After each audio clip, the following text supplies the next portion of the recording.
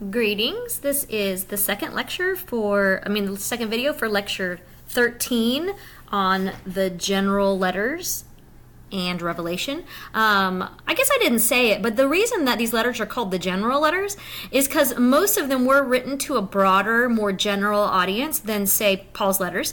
Paul is writing specifically to the Philippians or specifically to Philemon, but here in First, Second Peter, and James, and Hebrews, all of these are to a broader audience, and a lot of them address more general topics that are applicable to us, and so this is why we call them the general letters.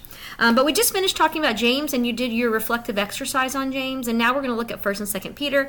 Strangely enough, though these both have the name Peter in them, they're very different letters, probably written at very different times, and actually written by different people. First Peter was written to Christians facing persecution from the Roman Empire. We're not exactly sure which wave of persecution it was under. There was a persecution under Emperor Nero in the 60s. That was the one under which Peter and Paul were martyred. And then there was one by Domitian, which was in the 80s. This is the one that probably Revelation was written during. There was a one a little bit later under Trajan, but probably First Peter was written under one of the first two ones. So basically what it's doing throughout is strengthening the faith of the people who are reading it and points to the positives of suffering and persecution.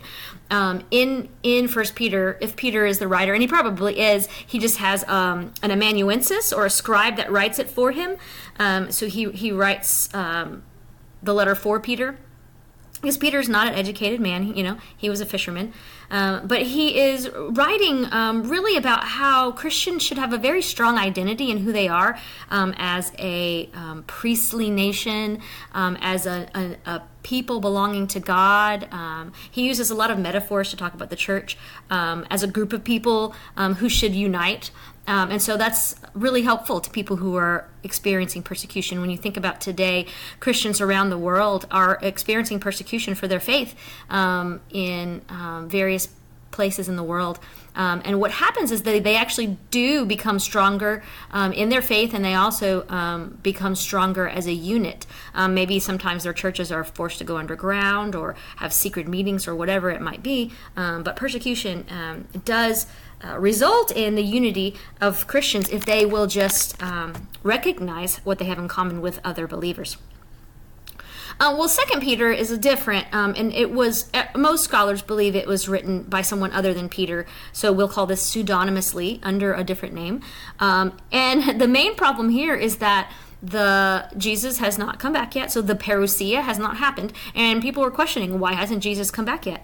And here is the writer's conclusion.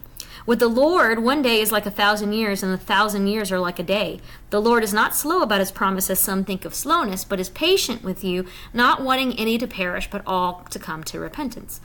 So the idea here is, okay, we don't understand time the way God does. And if you are really wanting Jesus to come back, the sooner Jesus comes back, the sooner the people around you who don't believe in him will be judged. So don't you want it to actually take longer so that more people can hear about Christ and more people can understand God's love? And so it's a really important idea, not just for the people who first read it, but for us as well today as we think about 2,000 years later, and Jesus has not come back yet.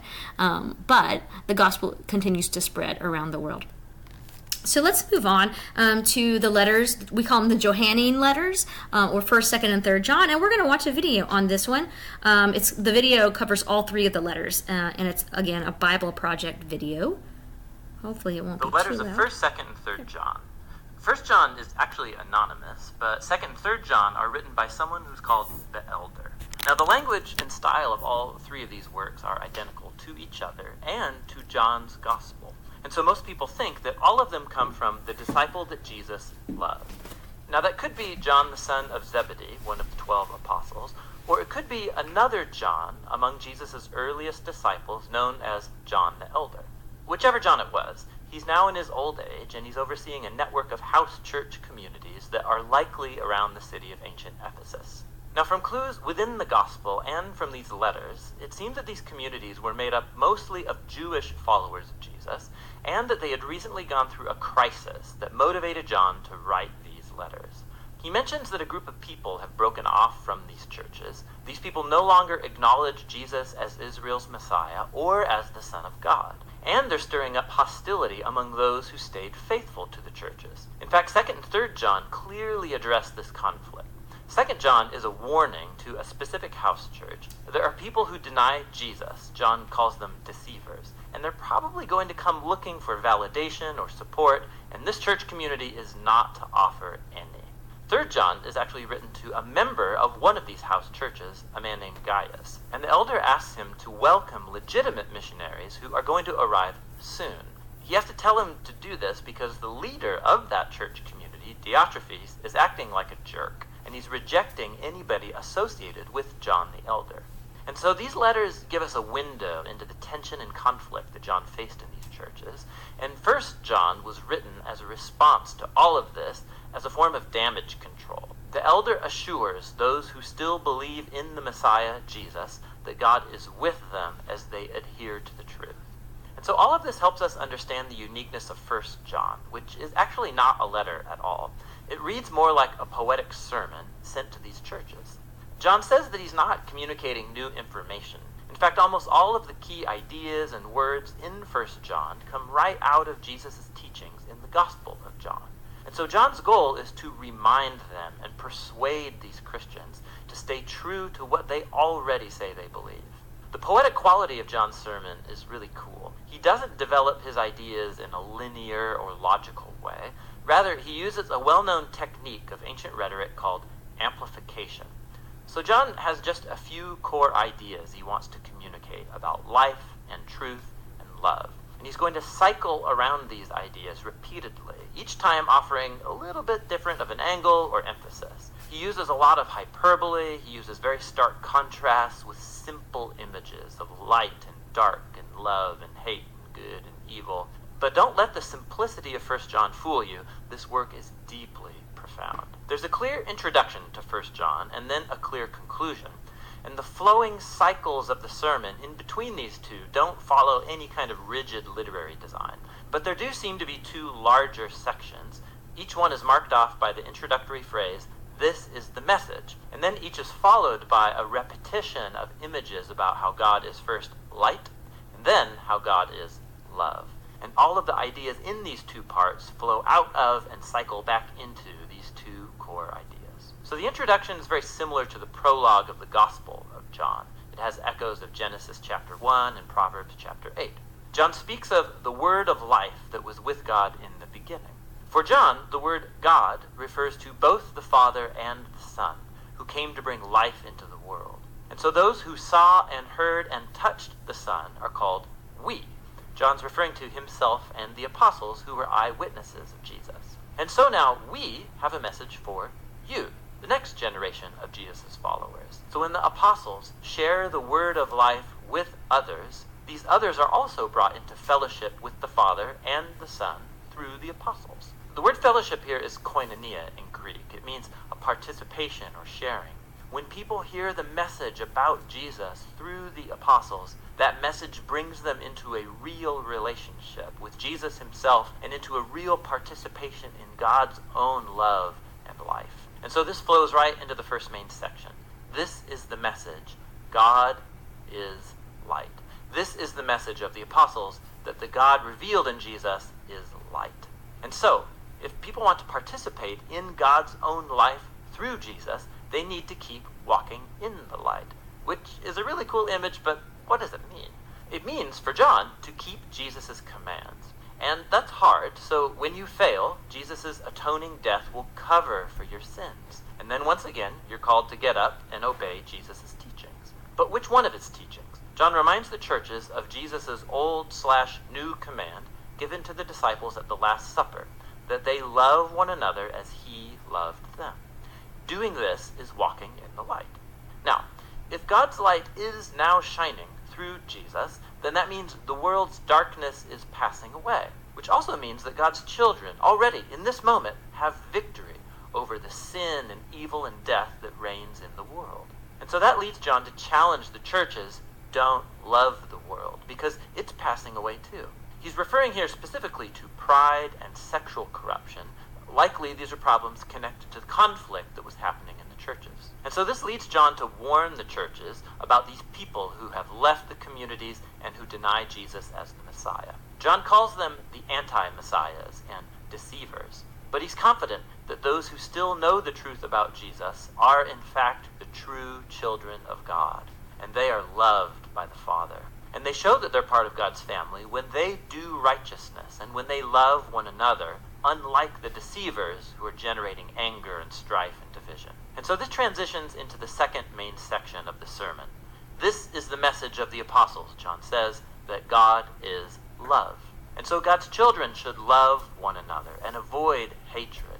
Don't be like Cain from Genesis chapter 4, John says. His hatred led him to murder his brother. But for Christians, love is defined by giving up one's life as a sacrifice for the well-being of others. That's what Jesus did. And when God's children trust in that love for them, it changes them. And so John warns once again of the deceivers. This time he calls them false prophets. When they deny Jesus is the Messiah, they apparently claim to speak for God. But John says to test the spirits. If anyone claims to speak on God's behalf, but doesn't focus on Jesus as the crucified Son of God, they do not speak for God, John says. God's true children will center their whole lives on the crucified and risen Jesus, because that's where we see God's true heart revealed.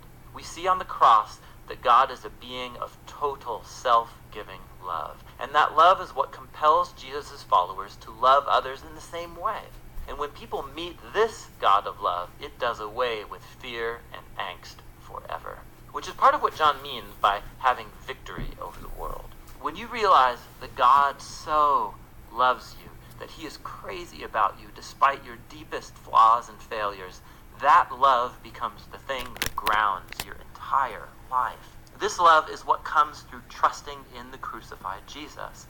It comes through trusting God's testimony about Jesus given by the Spirit, and is trusting in the message from the apostles about Jesus. And when God's love gets a hold of you, it opens up eternal life.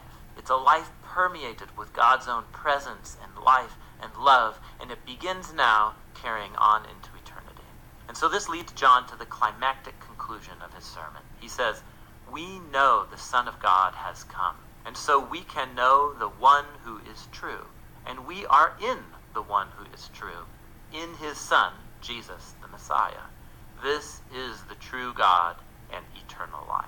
Now, if your head's kind of spinning after hearing that sentence, and you're wondering, wait, who is the one who is true? Who is the one who gives true life? Is it Jesus or is it God? And John's answer is, of course, yes. John doesn't know any God apart from Jesus. And when he and the other apostles encountered Jesus, they discovered the God who loves us so deeply that he has chosen not to exist without us despite our failures. And this God is so surprising, so unexpected, that John's final words call us to keep away from idols. That is, to resist any temptation to remake this surprising God in our own image. To know Jesus is to know the God of creative, life-giving, others-centered love.